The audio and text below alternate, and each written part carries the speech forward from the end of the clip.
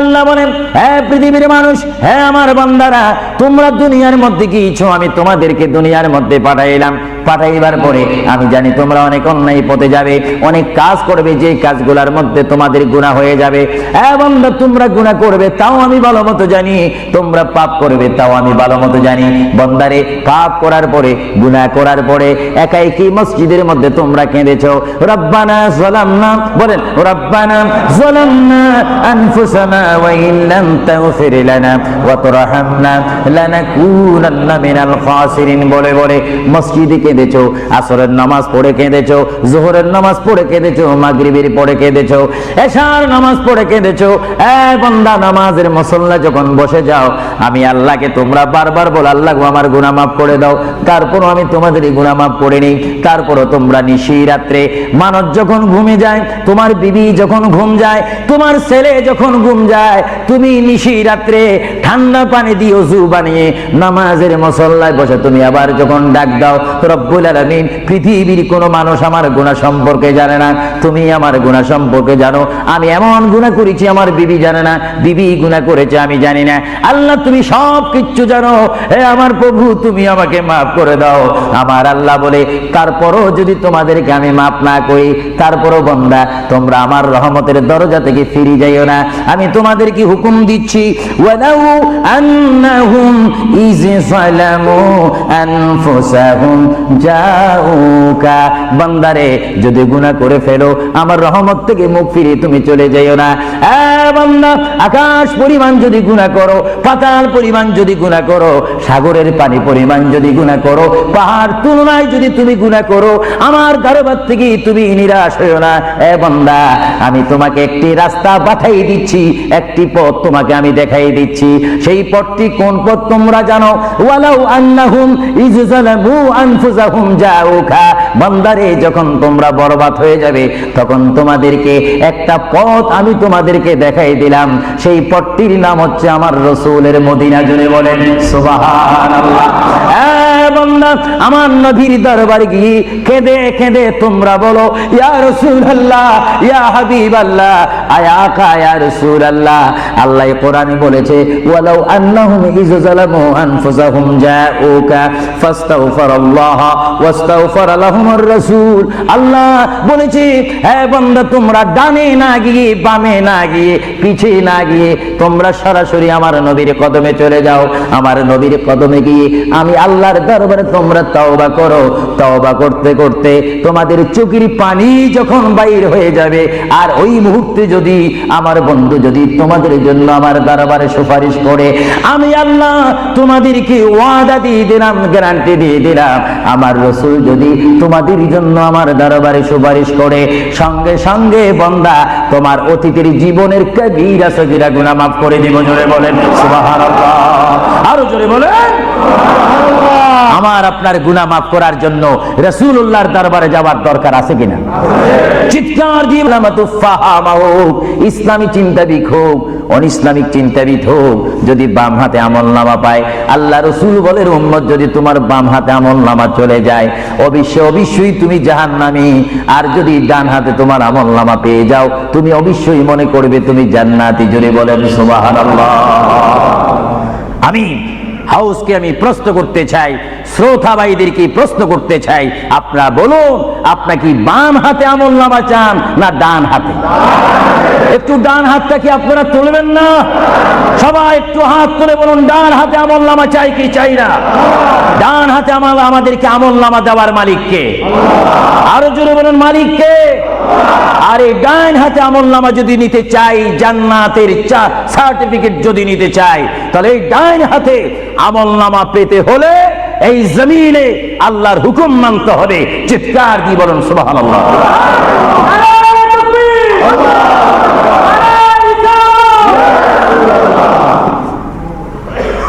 যারা আল্লাহর হুকুমকে মেনেছেন তারা হয়েছেন সাহাবায়ে কেরাম।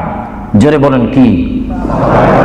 আপনাদের সকলের অন্তরে, সকলের দিলে, সকলের মনে সাহাবায়ে কেরামের ভালোবাসা আছে কিনা? এইদিকে একটু আওয়াজটা কম কেন হলো? আশ্চর্য হয়ে গেল। একটু জবাব দেন, সাহাবায়ে কেরামের ভালোবাসা আছে কিনা? তাদের সাথে কোনো সম্পত্তি নিয়ে কোনো ঝগড়া আছে কিনা? তাহলে একটু জবাব দিবেন। রাসূলুল্লাহ বলেন, উম্মত তোমরা যদি নিজের জীবনকে জিরো থেকে যদি হিরো করতে চাও, ডাউন থেকে যদি উচ্চ মুকাম সৃষ্টি করতে চাও, মা আনা আলাইহি ওয়া আসহাবি, আমাকে তোমরা অনুসরণ করবে অথবা আমার সাহাবায়ে কেরামকে অনুসরণ করবে। আমার প্রতিটি সাহাবায়ে কেরামের চরিত্রের মধ্যে রয়েছে তোমাদের জান্নাতে যাওয়ার গ্যারান্টি। চিৎকার দিয়ে বলেন সুবহানাল্লাহ। আমরা সাহাবায়ে কেরামের ভালোবাসা চাই কি চাই না? আরো জোরে বলেন, চাই কি চাই না? সাহাবায়ে কেরাম কি করে তারা সাহাবী হয়েছেন, কি করে তারা আল্লাহর হাবিবের শ্রেষ্ঠ বন্ধু হয়েছেন, এটা আমাদের জানার বিষয় রয়েছে। প্রিয় ভাইয়েরা আমার, সাহাবী বলা হয় তাদেরকে যারা রসুল মেনেছেন, সাহাবী বলা হয় তাদেরকে যারা রসুল বুঝেছেন, সাহাবায়ে কেরাম বলা হয় তাদেরকে যারা রসুল পেয়েছেন, পাওয়ার পরে যারা মানার মতো মেনেছেন, তাদেরকে বলা হচ্ছে সাহাবায়ে কেরাম। চিৎকার দিয়ে বলুন সুবহানাল্লাহ। সাহাবীরা কেমন ভালোবাসতেন আল্লাহর নবীকে? কেমন ভালোবাসতেন ভাইরা আমার? সাহাবায়ে কেরাম আল্লাহর নবীকে কেমন ভালোবাসতেন? আল্লাহর প্রিয় নবী, দু জাহানের বাদশা নবী মুহাম্মদুর রাসূলুল্লাহ সাল্লাল্লাহু আলাইহি ওয়াসাল্লাম, তিনি মক্কা থেকে মদিনায় হিজরতে যাবেন। মাতৃভূমির থেকে মক্কা শরীফ থেকে তিনি মদিনাতুল মুনাওয়ারা শরীফে যাবেন। যাওয়ার কয়েক মাস পূর্বে আল্লাহর প্রিয় নবী, দু জাহানের বাদশা নবী মুহাম্মদুর রাসূলুল্লাহ সাল্লাল্লাহু আলাইহি ওয়াসাল্লাম, সাহাবীদের মধ্যে শ্রেষ্ঠ সাহাবী, কিয়ামত পর্যন্ত আমার রাসূলের যুগ থেকে কিয়ামত পর্যন্ত কোটি কোটি কোটি কোটি ঈমানদার মুসলমান মুত্তাকিন ফরেজগার ওলি গৌস কুতুব ফকির দরবেশ সকলের ঈমানকে যদি এক পাল্লার মধ্যে রাখা হয়, সাইয়্যিদনা আবু বকর সিদ্দিক রাদিয়াল্লাহু তাআলা আনহুর একটি রাত্রের সমতুল্য হবে না। জোরে বলেন সুবহানাল্লাহ। সমস্ত ঈমানদারের ইবাদত যদি এক পাল্লাতে রাখা হয়, সাইয়্যিদনা আবু বকর সিদ্দিক রাদিয়াল্লাহু তাআলা আনহু এক রাতে যেই ভালোবাসা রাসূলকে দেখিয়েছেন, তার পরিমাণ ভালোবাসা সমগ্র সৃষ্টি জগতের মুসলমানের হবে না। চিৎকার দিব সুবহানাল্লাহ। সাইয়্যিদনা আবু বকর সিদ্দিককে আল্লাহ রাসূল বললেন, আবু বকর, আমি আমার মায়ের দেশ, আমি আমার বাবার দেশ, আমি আমার দাদার দেশ মক্কাতুল মুআজ্জামা, মক্কা শরীফ মাতৃভূমি ছেড়ে আল্লাহর হুকুমে কাফেরদের অত্যাচারে আমাকে এখান থেকে হিজরত করে চলে যেতে হবে।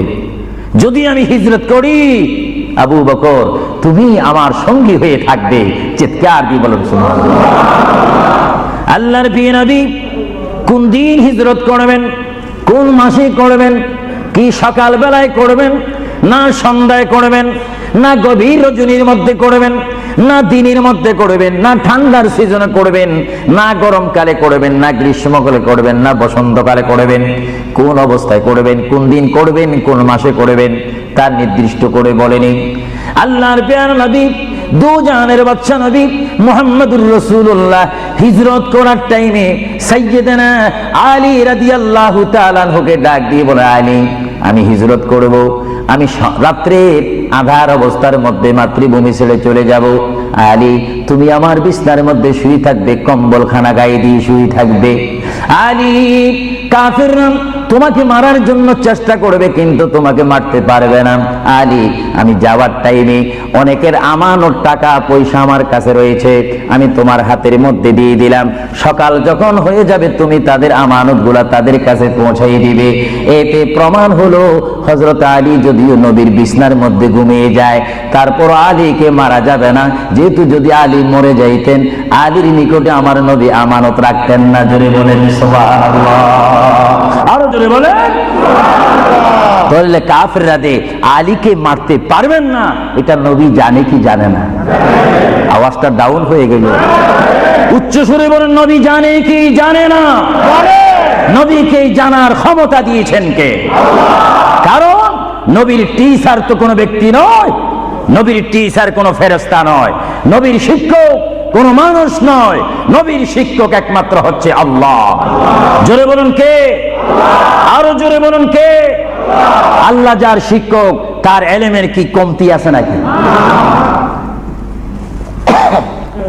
হযরত আলী জীবনকে ভয় না করে তিনি রাসূলুল্লাহ পালঙ্কের মধ্যে তিনি শুয়ে পড়লেন, বিছনার মধ্যে শুয়ে পড়লেন। যখন শুয়ে পড়ল, কাফেররা প্রবেশ করে দেখেন ওই চৌকির মধ্যে নিশ্চয়ই মুহাম্মদ ঘুমিয়ে আছে। বলেন সাল্লাল্লাহু আলাইহি ওয়াসাল্লাম। কম্বলখানা উঠি তারা দেখলেন মুহাম্মদের স্থানে শুয়ে আছেন শের খোদা হযরত আলী। কাফেররা বলল, আলী, আমরা তো ইচ্ছা করলে তোমাকে জমা করে দিতে পারি বা তোমাকে জমাই করে দিতে পারতাম। আলী, তুমি কেন এই বিছনার মধ্যে শুয়ে আছো? হযরত আলী চোখের পানি ছেড়ে বলে, কাফেররা, তোমরা এখনো পর্যন্ত আমার হাবিবকে চিনতে পারোনি, আমার নবীকে চিনতে পারোনি। আমার নবী শুধু এখানে আমাকে শোয়াইছেন, ঈমান পরীক্ষা করেছেন। শুধু তাই নয়, আগামী দিন সকাল বেলায় মানুষের আমানতের জিনিস মানুষের কাছে পৌঁছে দেওয়ার জন্য রাসূলুল্লাহ তাও আমাকে বলেছেন। তাহলে বুঝা গেল, একদিকে আমি রাসূলুল্লাহর পেটের মধ্যে ঘুমাবো, আর সকাল বেলায় আমি উঠে মানুষের আমানত তাদের হাতে পৌঁছাই দেব। জোরে বলেন সুবহানাল্লাহ। বলেন আল্লাহু আকবার। আরো জোরে বলুন আল্লাহু আকবার। মহান নবীকে এত সুন্দর করে পৃথিবীতে পাঠিয়েছেন আল্লাহ। জোরে বলেন কে?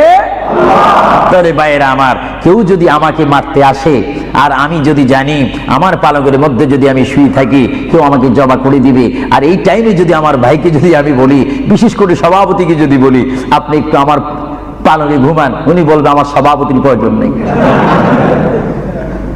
আমার জান বাঁচা ফরজ, বসবে না, থাকবে না। আর সাহাবায়ে কেরাম জেনে শুনে মেনে ইচ্ছা করে নিজের জীবন প্রতি মুহূর্তে মুহাম্মদ রাসূলুল্লাহ চরণের মধ্যে দেওয়ার জন্য প্রতি ওয়াক্তে প্রস্তুত ছিল। চিৎকার দিয়ে বলেন সুবহানাল্লাহ। আল্লাহর পেয়ারা নবী হিজরত তিনি শুরু করলেন। আল্লাহর পেয়ারা নবী মায়ের দেশ মক্কা শরীফ থেকে আল্লাহর নবী চলে যাচ্ছেন। চলে যাওয়ার টাইমে সাইয়্যিদানা আবু বকর সিদ্দিকের ঘরের মধ্যে গেলেন। সাইয়্যিদানা আবু বকর সিদ্দিক রাদিয়াল্লাহু তাআলা আনহু ঘরের দরজার মধ্যে আল্লাহর প্রিয় নবী গিয়ে ডাক দিলেন, ইয়া আবু বকর, ইয়া আবু বকর, ইয়া আবু বকর করে যখন ডাক দিলেন, সাইয়্যিদানা আবু বকর সিদ্দিক রাদিয়াল্লাহু তাআলা আনহু একটা সেকেন্ড দেরি না করে সঙ্গে সঙ্গে বললেন, ইয়া রাসূলুল্লাহ, ইয়া রাসূলুল্লাহ। আল্লাহর প্রিয় নবী চক্ষু মুবারকের পানি মুবারক ছেড়ে দিলেন, আবু বকর, তুমি রাত্রে এমন সময় আমি এসেছি, নিশি রজনীর মধ্যে এসেছি, যেই টাইমে মানুষ একটু ঘুমায়, ওই ঘুমের টাইমে তোমার ঘরের দরজার মধ্যে এসে তোমাকে ডাক দিলাম। বেড থেকে ঘুম থেকে উঠতে তো তোমার 2-3 মিনিটের প্রয়োজন, কিন্তু আমি টাইমে তোমার ঘরের দরজার মধ্যে এসে তোমাকে ডাক দিলাম। বেড থেকে ঘুম থেকে উঠতে তো তোমার 2-3 মিনিটের প্রয়োজন, কিন্তু আমি নবী তোমাকে ডাক দেওয়ার সঙ্গে সঙ্গে তুমি কি করি ইয়া রাসূলুল্লাহ বলতে পেরেছো? হযরত আবু বকর চোখের পানি ছেড়ে বলে, হুজুর, আপনি আপনার সঙ্গে আমাকে হিজরতের কথা বলেছেন, কোন দিন হিজরত করতে হবে তা আপনি নির্দিষ্ট বলেন নেই। হুজুর, আজকে কয়েক মাস অতীত হয়ে গেল আমার জীবনের মধ্যে আরামের ঘুমকে হারাম করে দিয়ে রাত যখন হয়ে যায় আমার পিঠটা দরজার সাথে লাগিয়ে আমার কানটা দরজার সাথে লাগিয়ে রাখতাম। আল্লাহর নবী কখন আমাকে ডাক দেয়, জোরে বলেন সুবহানাল্লাহ। আরো জোরে বলেন সুবহানাল্লাহ। এটার নাম হচ্ছে মুহাব্বত। যারা রাসূলুল্লাহর মুহাব্বত করে তারা অবশ্যই আল্লাহর মুহাব্বত আদায় হয়ে যায়। সুবহানাল্লাহ। আপনারা বলেন রাসূলুল্লাহ কার রাসূল? আরো জোরে বলুন না, কার রাসূল? ওনাকে রাসূল করে পাঠিয়েছেন কে? ওনাকে হেফাজত করার দায়িত্ব কার? ওনার জবানের হেফাজত করার দায়িত্ব কার? ওনাকে ভালোবাসার দায়িত্ব কার? আমরা যদি রাসূলকে ভালোবাসি, আল্লাহ কি খুশি হবে না বেজার হবে? এজন্য ভাইয়েরা আমার, সাইয়্যিদানা আবু বকর সিদ্দিক রাদিয়াল্লাহু তাআলা আনহু তিনি নবীকে এমনই ভালোবাসতেন, যারা রাসূলকে পৃথিবীর বুকে এমনি ভাবে ভালোবাসতে পেরেছেন তারাই হয়েছেন আখিরাতের জান্নাত পাওয়ার গ্যারান্টি সার্টিফিকেট তারা পৃথিবীর থেকে লাভ করেছেন। চিৎকার দিয়ে বলেন সুবহানাল্লাহ। দুরূদ শরীফ পড়েন আল্লাহুম্মা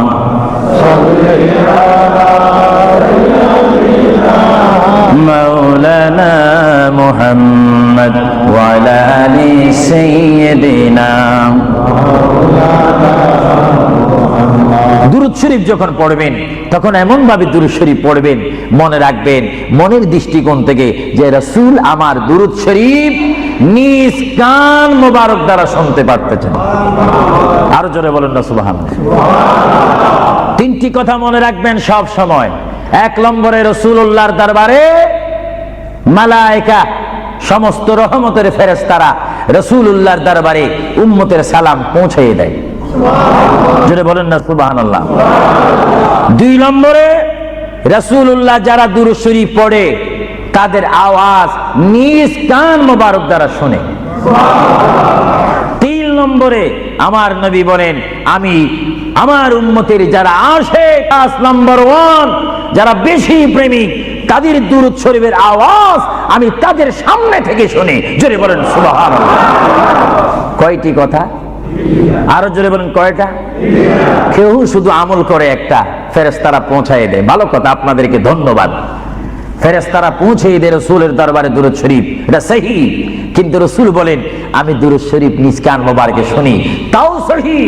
রাসূল বলেন আমি উপস্থিত হয়ে আমার উম্মতের দুরূদ শরীফ শুনি, তাও সহিহ। বুখারী ও মুসলিম শরীফ, ইবনে মাজাহ শরীফ আপনারা খুলে দেখুন, রাসূলুল্লাহকে আল্লাহ এই পজিশন দান করেছেন। চিৎকার দিয়ে বলুন সুবহানাল্লাহ। রাসূল যদি মদিনা থেকে আমাদের দুরূদ শরীফ আওয়াজ শুনেন এবং আবার যদি এখানে এসে তিনি শুনেন, এই ক্ষমতা যদি রাসূলুল্লাহকে আল্লাহ দিয়ে থাকেন, আপনাদের কোনো আপত্তি আছে? আওয়াজ বুঝে যায় কিছু কিছু আপত্তি আছে। একটু আমার মুসলমান ভাইরা বলুন আপত্তি আছে? আরো জোরে বলুন কোন অভিযোগ আছে? রাসূলুল্লাহকে এই ক্ষমতা দিয়েছেন কে? আরো জোরে বলুন কে? না আমরা কমিটি সিদ্ধান্ত করে ক্ষমতা প্রদান করলাম? যদি কাউকে ক্ষমতা প্রদান করতে হয় সেখানে অভিযোগ সৃষ্টি হয়, গন্ডগোল সৃষ্টি হয়। রাসূলুল্লাহকে ক্ষমতা দেওয়ার মালিক আমরা নয়। রাসূলুল্লাহকে ক্ষমতা দিয়ে পরিপূর্ণ ক্ষমতাবান করে আল্লাহ রাব্বুল আলামিন এই গোটা জমিনকে উজালা করার জন্য আল্লাহর পক্ষ থেকে তাকে পাঠানো হয়েছে। চিৎকার দিয়ে বলুন সুবহানাল্লাহ। সাইয়্যিদনা আবু বকর সিদ্দিক রাসূলুল্লাহকে ভালোবেসেছেন। আপনারা জানেন মুহাম্মদ রাসূলুল্লাহকে ভালোবাসলে উম্মতের কি অবস্থা হয়। আপনারা যারা মক্কা শরীফ গিয়েছেন, হজ করেছেন, সেখান থেকে আপনারা গিয়েছেন বিশ্বের শ্রেষ্ঠতম দামিময় শহর, বিশ্বের শ্রেষ্ঠতম উজ্জ্বল শহর, যে শহরে পা রাখা মাত্র 50,000 সওয়াব আল্লাহ রাব্বুল আলামিন উম্মতের আমলনামায় প্রদান করেন। সেই শহরটির নাম হচ্ছে, সবাই উচ্চ কণ্ঠে আমার মা বোনেরা ছোট্ট ছোট্ট আওয়াজ দিয়ে আমার শ্রোতা ভাইয়েরা উচ্চ কণ্ঠে বলুন সোনার মদিনা। আরো জোরে বলুন কি মদিনা? সেই সোনার মদিনার পথে আপনারা যেতে চান কি চান না? সেই মদিনা শরীফ গেলে গুনাহ হয় না গুনাহ মাফ হয়? গুনাহ মাফ হওয়ার সেই অবস্থা সৃষ্টি করে দিয়েছেন কে? যে শহরে আজকে এই যুক্তরাজ্যের জমিনে, ইংল্যান্ডের জমিনে, ওয়ার্ল্ডহাম এই জমিনে যদি কোনো মুসলমান যদি নামাজ পড়েন, এক ওয়াক্ত নামাজ পড়লে 10টা সওয়াব পাবেন, নেক পাবেন। কিন্তু মদিনাতুল মুনাওয়ারা শরীফে রাসূলুল্লাহর নাম সংযুক্ত মসজিদে গিয়ে একটা সিজদা দেন 50,000 সিজদার সওয়াব হয়ে যাবে। একবার যদি আলহামদুলিল্লাহ বলতে পারেন 50,000 আলহামদুলিল্লাহ বলার নেক পাবেন। একবার যদি কোনো মতে গিয়ে যদি রাসূলকে যদি ডাক দেন ইয়া রাসূলুল্লাহ, সঙ্গে সঙ্গে 50,000 ইয়া রাসূলুল্লাহ বলার সওয়াব পেয়ে যাবেন। আরো জোরে বলেন না সুবহানাল্লাহ। আমার বড় বড় বাবারা, আমার নওজওয়ান ভাইয়েরা, আমার যুবক ভাইয়েরা, কুচি কুচি বাবারা, আমার পর্দানিশীন মা ও বোনেরা, আমাদের নেক সওয়াবের প্রয়োজন আছে কিনা? আরো জোরে বলুন আছে কিনা? আপনারা যারা সোনার মদিনা গিয়েছেন সেখানে গিয়ে দেখতে পাবেন রাসূলুল্লাহর রওজা মুবারক। কি মুবারক?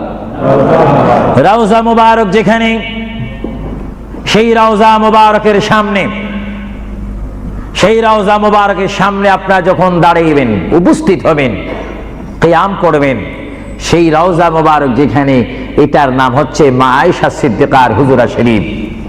এটা ছিল হযরতে মা আয়েশা সিদ্দিকার হুজরা শরীফ। এই হুজরার মাধ্যমে আল্লাহ রাসূল থাকতেন, অবস্থান করতেন। ভাইরা আমার, পৃথিবীতে এমন কোন নজির নেই যে যেখানে বসবাস করে তাকে সেখানে মাটি দিতে হবে, তাকে সেখানে রাখতে হবে, কবর দিতে হবে। এটা ইতিহাস বলে না, কোরআন হাদিস বলে না। কিন্তু মুহাম্মদ রাসূলুল্লাহ যে ঘরে তিনি পৃথিবীর জিন্দেগি কাটিয়েছেন, ওই ঘরের মধ্যে তার কবর শরীফ হয়েছে। চিৎকার দিয়ে বলুন সুবহানাল্লাহ। পৃথিবীর মানুষকে বলতে হবে কবর, আর রাসূলুল্লাহকে বলতে হবে কবর মুবারক।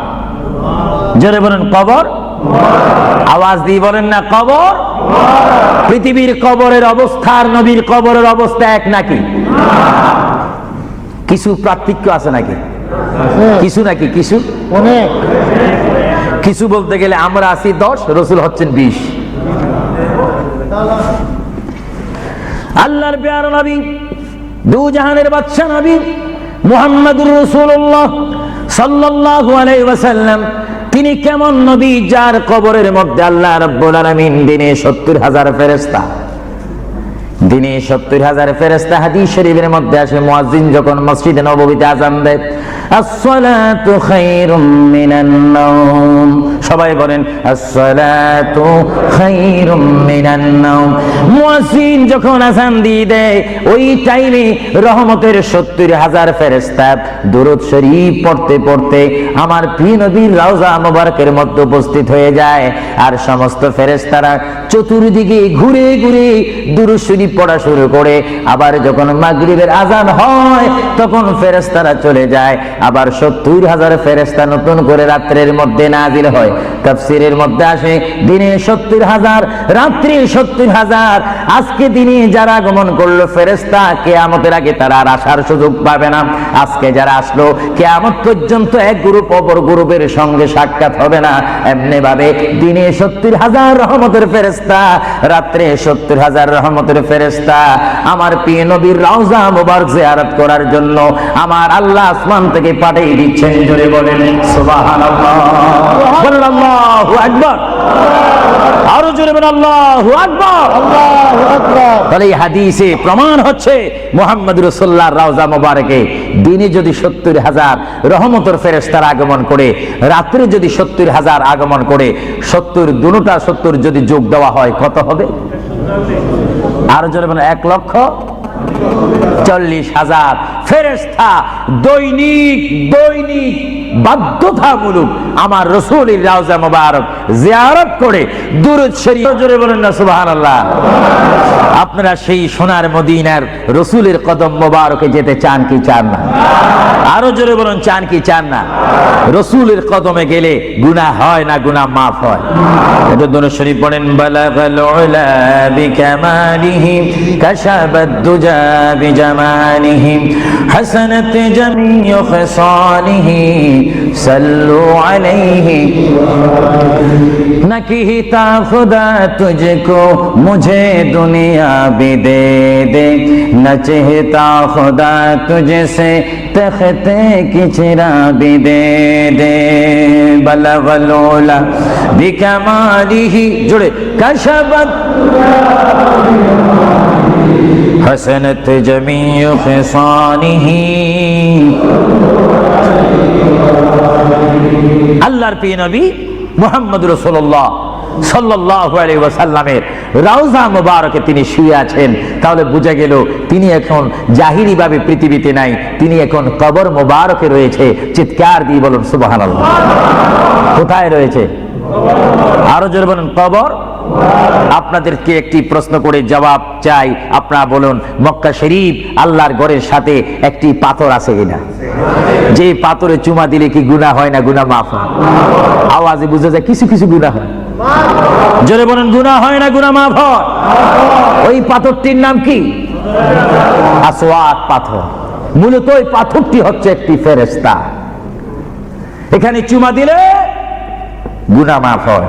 আপনারা বলেন লন্ডনের জমিন বলেন, ওয়ালহাম বলেন, ম্যানচেস্টার বলেন, নর্থহ্যাম্পটন বলেন, নিউক্যাসল বলেন, এই জায়গাও যথেষ্ট পরিমাণ বড় বড় পাথর আছে কিনা? আরো জোরে বলে আছে না? সাগরের পাড়ে গেলে অনেক পাথর দেখা যায় না? কিন্তু পাথরে কোনোদিন কি আপনারা চুমা দিয়েছেন? আল্লাহ আমার গুনাহটা মাফ করে দাও। মক্কা শরীফের পাথরটা একেবারে ছোট, এটা তো দেখতে বড় দেখা যায়, চুমা দিলে গুনাহ মাফ হবে? বরং সেই পাথরের চুমা দিতে গিয়ে দাঁত অ্যাক্সিডেন্ট হওয়ার সম্ভাবনা আছে। কিন্তু আসওয়াদ পাথরের চুমা দিলে জীবনের গুনাহ কি হয়ে যায়? হ্যাঁ, আসওয়াদ পাথর, তোমার মধ্যে কি গুণ, তোমার মধ্যে কি ফায়দা রয়েছে, তোমার মধ্যে কি আকর্ষণ রয়েছে, তোমার মধ্যে কি পাওয়ার রয়েছে, তোমার মধ্যে কি নূর রয়েছে, স্পিরিট রয়েছে, এই পাথর তোমার থেকে আমরা জানতে চাই। পাথরটি জবাব দিবে, আমার ব্যক্তিগত কোনো গুণ নেই, আল্লাহর প্রিয় নবী, দু জাহানের বাদশা নবী মুহাম্মদুর রাসূলুল্লাহ, আমি পাথরের গায়ে চুমা দেওয়ার কারণে কিয়ামত পর্যন্ত যত মুসলমান আমার গায়ে চুমা দিবে তাদের গুনাহগুলি আমি চুম্বকের মতো চষে নেব। জোরে বলেন সুবহানাল্লাহ, বলেন আল্লাহু আকবার। তাহলে মুহাম্মদ রাসূলুল্লাহ যে পাথরে চুমা দিয়েছে, সেই পাথরে চুমা দিলে গুনাহ হয় না গুনাহ চলে যায়? আরো জোরে বলেন গুনাহ। যদি পাথরকে রাসূল পাক হাত দেওয়ার কারণে পাথরের যদি এত গুণ হয়, এত স্পিরিট হয়, এত গুণগান হয়, আর সেই রাসূলের দরবারে যদি আপনি উপস্থিত হয়ে ইয়া রাসূলুল্লাহ করে ডাক দেন, আপনার গুনাহ মাফ হওয়ার ব্যবস্থা আছে কিনা? আরো জোরে বলেন আছে কিনা? আমার আল্লাহ বলেন, হ্যাঁ পৃথিবীর মানুষ, হ্যাঁ আমার বান্দারা, তোমরা দুনিয়ার মধ্যে গিয়েছো, আমি তোমাদেরকে দুনিয়ার মধ্যে পাঠাইলাম। পাঠাইবার পরে আমি জানি তোমরা অনেক অন্যায় পথে যাবে, অনেক কাজ করবে, যে কাজগুলোর মধ্যে তোমাদের গুনাহ হয়ে যাবে। হ্যাঁ বান্দা, তোমরা গুনাহ করবে তাও আমি ভালো মতো জানি, তোমরা পাপ করবে তাও আমি ভালো মতো জানি। বান্দারে, পাপ করার পরে, গুনাহ করার পরে একাই কি মসজিদের মধ্যে তোমরা কেঁদেছো, রব্বানা যালামনা, বলেন রব্বানা যালামনা আনফুসানা ওয়া ইল্লাম তাগফির লানা ওয়া তারহামনা লানাকুনান্না মিনাল খাসিরিন বলে বলে মসজিদে কেঁদেছো, আসরের নামাজ পড়ে কেঁদেছো, যোহরের নামাজ পড়ে কেঁদেছো, মাগরিবের পড়ে কেঁদেছো, এশার নামাজ পড়ে কেঁদেছো। এ বান্দা, নামাজের মুসল্লা যখন বসে যাও, আমি আল্লাহকে তোমরা বারবার বল, আল্লাহ আমার গুনাহ মাফ করে দাও। তারপরও আমি তোমাদের গুনাহ মাফ করে নিই। তারপরও তোমরা নিশি রাত্রে, মানুষ যখন ঘুমে যায়, তোমার বিবি যখন ঘুম যায়, তোমার ছেলে যখন ঘুম যায়, তুমি নিশি রাত্রে ঠান্ডা পানি দিয়ে ওযু বানিয়ে নামাজের মুসল্লায় বসে তুমি আবার যখন ডাক দাও, রব্বুল আলামিন, পৃথিবীর কোনো মানুষ আমার গুনাহ সম্পর্কে জানে না, তুমি আমার গুনাহ সম্পর্কে জানো। আমি এমন গুনাহ করেছি আমার বিবি জানে না, বিবি গুনাহ করেছে আমি জানি না। আল্লাহ, তুমি সব কিচ্ছু জানো, হে আমার প্রভু, তুমি আমাকে মাফ করে দাও। আমার আল্লাহ বলে, তারপরও যদি তোমাদেরকে আমি মাফ না করি, তারপরও বান্দা, তোমরা আমার রহমতের দরজা থেকে ফিরে যাইও না। আমি তোমাদেরকে হুকুম দিচ্ছি, ওয়ালাউ আন্নাহুম ইয যালামু আনফুসাহুম জাউকা, বান্দারে, যদি গুনাহ করে ফেলো, আমার রহমত থেকে মুখ ফিরে তুমি চলে যাইও না। বান্দা, আকাশ পরিমাণ যদি গুনাহ করো, পাতাল পরিমাণ যদি গুনাহ করো, সাগরের পানি পরিমাণ যদি গুনাহ করো, পাহাড় তুলনায় যদি তুমি গুনাহ করো, আমার দরবার থেকে তুমি নিরাশ হইও না। বান্দা, আমি তোমাকে একটি রাস্তা পাঠাই দিচ্ছি, একটি পথ তোমাকে আমি দেখাই দিচ্ছি। সেই পথটি কোন পথ তোমরা জানো? ওয়ালাউ আন্নাহুম ইয যালামু আনফুসাহুম জাউকা, বান্দারে, যখন তোমরা বরবাদ হয়ে যাবে, তখন তোমাদেরকে একটা পথ আমি তোমাদেরকে দেখাই দিলাম। সেই পথটির নাম হচ্ছে আমার রাসূলের মদিনা। জোরে বলেন সুবহানাল্লাহ। বান্দা, আমার নবীর দরবারে গিয়ে কেঁদে কেঁদে তোমরা বলো, ইয়া রাসূলুল্লাহ, ইয়া হাবিবাল্লাহ, আয়া আকা, ইয়া রাসূলুল্লাহ। আল্লাহ কোরআনে বলেছে, ওয়ালাউ আন্নাহুম ইয যালামু আনফুসাহুম জাউকা ফাস্তাগফিরুল্লাহ ওয়াস্তাগফার লাহুমুর রাসূল।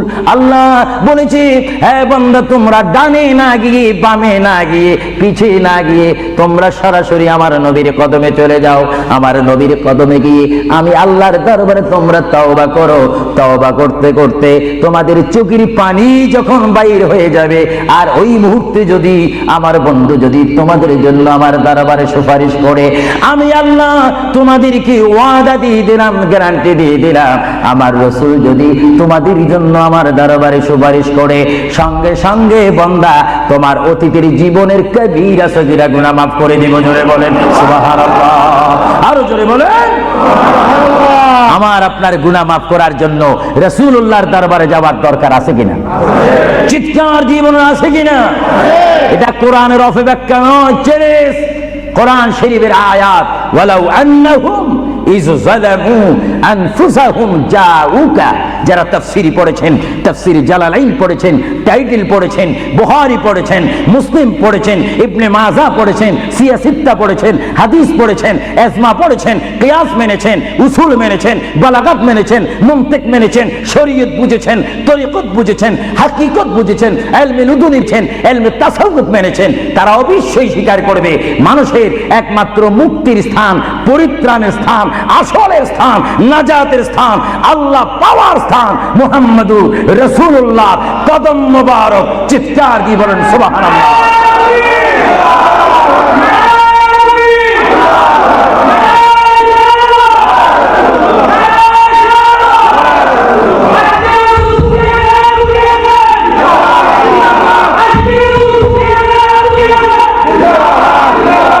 আপনারা সেই রাসূল চান কি চান না?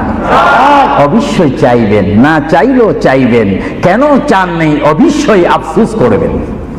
কারণ পৃথিবীতে সন্তান রয়েছে, বিবির জন্য স্বামী রয়েছে, স্বামীর জন্য বিবি রয়েছে, সন্তানের পাশে মা রয়েছে, মায়ের পাশে সন্তান রয়েছে।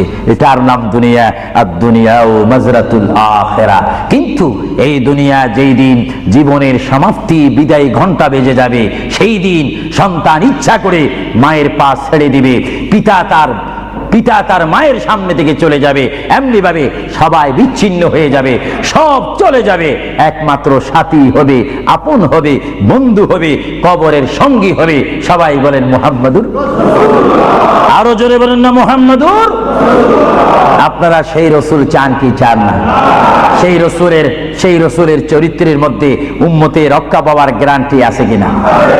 এটা দরুদ শরীফ বলেন, আল্লাহুম্মা সাল্লি আলা